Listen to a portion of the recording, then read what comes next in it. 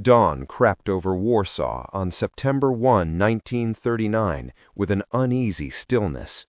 Captain Andrzej Kowalski stood on the edge of Mokotów airfield, his breath steaming in the cold air. Moments later, the scream of engines shattered the silence.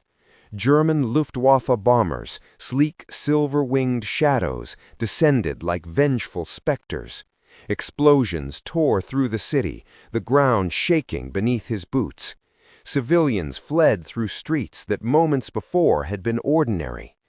Andrzej shouted orders through smoke and chaos, his voice barely audible over the thunder of falling bombs. "To the trenches! Move!" he cried, but the world was already burning. As the sun climbed higher, the horizon turned to flame. The Second World War had begun, and the quiet peace of Poland was swallowed by fire and fear. By September 5th, the Bzura River had become a line of life and death. Polish regiments gathered along its banks, turning farmhouses into command posts. Captain Kowalski's unit, part of the 15th Infantry Division, dug in at dawn, rifles ready. German panzers rolled through the mist like armored giants, their engines growling against the land's defiance. The first exchange thundered across the river. Shells burst overhead, drenching the soil in mud and fear. Andrzej gritted his jaw. "They think we'll break," he muttered, "but not today." All day, through smoke and exhaustion, his men held the line. They had no air support, no reinforcements. Yet as night fell over shattered fields, the Polish flag still fluttered over the trenches, tattered but standing.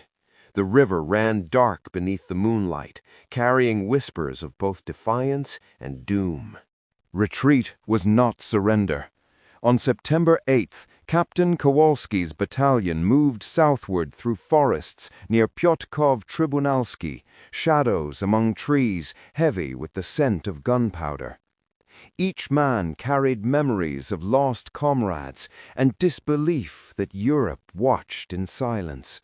Exhaustion bent their backs, but their will refused to yield. As they crossed a broken rail bridge, Andrzej watched smoke rise from distant villages, homes of people he would never see again. A young private whispered, "Will France come, sir?" Andrzej hesitated, his eyes on the smoke-line horizon. "They will," he lied softly. The truth, distant and cruel, was that Poland was fighting alone. Footsteps echoed on cracked boards, each one a heartbeat closer to endurance or annihilation. The Battle of Bzura began on September 9th, a desperate counterattack that momentarily turned tides. Kowalski's division joined General Kutseba's offensive. At dawn, fog rolled over the fields like a shroud, concealing their movement. Then the thunder started. Polish cavalry charging under gunfire, bayonets glinting against the pale sun. Andrzej's machine gun crew opened fire, forcing German infantry to ground. For a heartbeat, victory felt tangible. Radios crackled with renewed hope. "Push them back!" Andrzej shouted, voice fierce and raw. But by nightfall, the enemy's steel lines closed once more, and the dream crumbled beneath relentless air raids. Fires consumed the farmlands, painting the night sky crimson. Still, the men fought on, for land, for country, and for the memory of peace. By mid-September, the Bzura offensive faltered. German bombers raged overhead, turning rivers into death traps. Captain Kowalski's remaining men sought refuge in the ruins of a burnt village near Łowicz.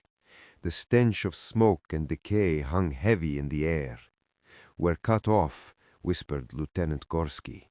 Andrzej looked at his map, tattered, useless.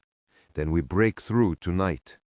Under moonlight, the soldiers crept between fields of blackened wheat. Every sound was a risk, every shadow a threat. Trucks of the Wehrmacht rolled nearby, their lights sweeping over corpses and memories. When dawn came, fewer than half had survived the escape. Andrzej stared at the rising sun, pale and indifferent. Poland was bleeding, and the world had yet to wake. September 17th brought another blow. News reached Andrzej's weary group in the forests outside Brest-Litovsk. The Soviet Union had invaded from the east. Betrayal cut deeper than any wound. "Two monsters devour us," muttered an old sergeant. The sky hung gray, wind whispering through shattered branches. Andrzej clenched his fists. His homeland was now caught between two empires. Rumors traveled as fast as marching boots. Officers taken, men disarmed, civilians trapped. There would be no rescue, only endurance.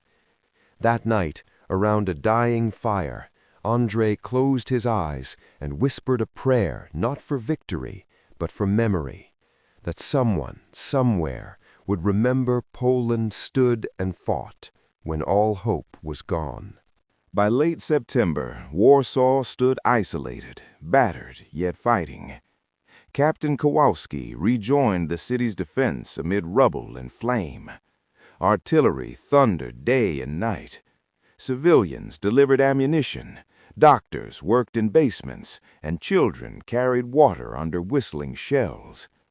At the command post near Praga, Andrzej gazed over a ruined skyline. "We hold until we can't," said Colonel Chuma, eyes hollow. On September 27th, after 19 days of siege, Warsaw capitulated. The city fell, its defenders exhausted but unbroken in spirit. As German flags rose, Andrzej stood beside the fallen walls, whispering to them as if they were comrades. The battle was lost, but the war for Poland's soul had only begun. Winter 1939 descended like a long shadow. Andrzej, captured near Sochachev, found himself in a prisoner camp under cold, barbed wire skies. Every night, wind howled across the barracks. Every day, whispers of escape entwined with hunger. Yet the spirit of defiance endured. Hidden among the prisoners, underground networks formed. Letters sent through coded poetry.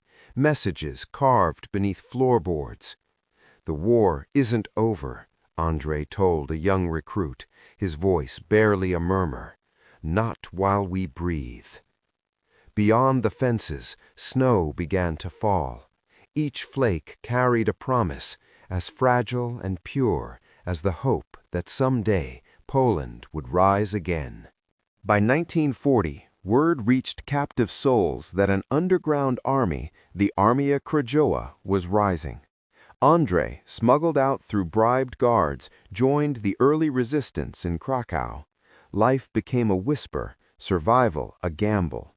Armed with pistols and leaflets, they struck unseen, spreading truth through fear's silence. One fog-shrouded dawn, he watched black-clad soldiers march past, unaware of the rebellion beneath their boots. "They will never understand," he said softly, holding a hidden Polish eagle insignia close.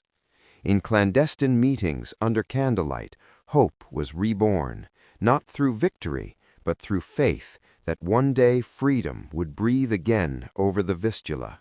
Years passed, the war expanding across continents.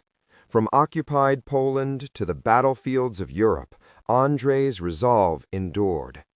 In 1944, he would fight once more, rising amid the Warsaw Uprising. But as the embers of 1939 faded, he knew that the first fight, the fight for dignity, had already been won in hearts.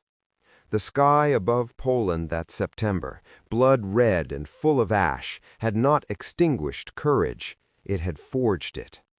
The story of that first stand would echo through generations.